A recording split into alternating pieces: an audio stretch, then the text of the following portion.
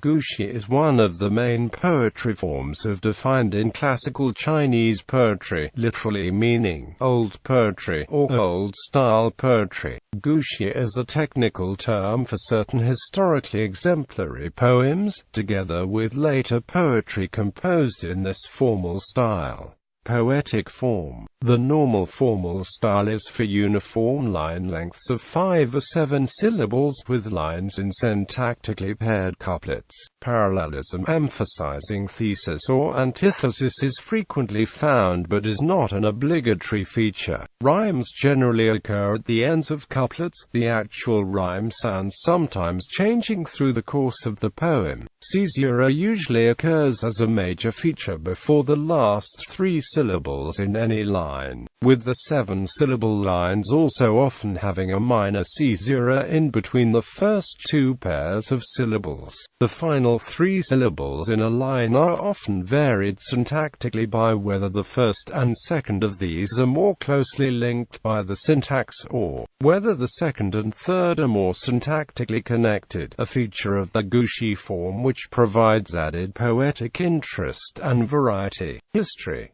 Gushi poems first really began to emerge as a poetic form in the 2nd century CE. In its subsequent history, a revival during the Tang Dynasty produced an additional period of flourishing for this form of poetry. 19 Old poems. Gushi began the historical prominence with the 19 Old poems, which seem to date to the Han Dynasty, from about this time period. These 19 poems are generally characterized as rhymed verse, in the 5-character line, in regulated style. Tang Dynasty Revival. The Gushi style experienced a great revival during the Tang Dynasty, during which one of the poets particularly associated with masterful use of this style was Li Bai. In the Tang Dynasty, with the development of the new style poetry, also known as regulated verse, the term Gushi was applied to poetry which did not necessarily keep under restriction the length of the poem nor to fulfill requirements